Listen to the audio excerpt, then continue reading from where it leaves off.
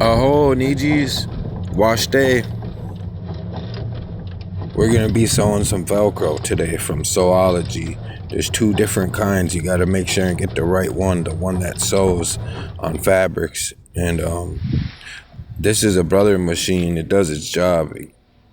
But when you cut your strips, you gotta make sure and pivot like I'm doing right here. And then I'm going front to back.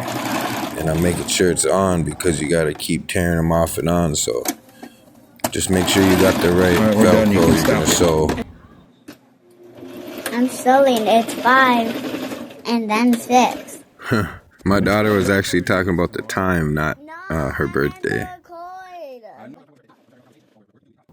As you can see here, I'm just working my way around. Still talking about going front to back. But yeah, just make sure you got all 4 on, or if you want to cut one long strip, you're more than welcome. Babe, put it up here. Remember when I said move in close? Yeah, right there. My daughter's actually doing a good job zooming in. Wait, let me delete that.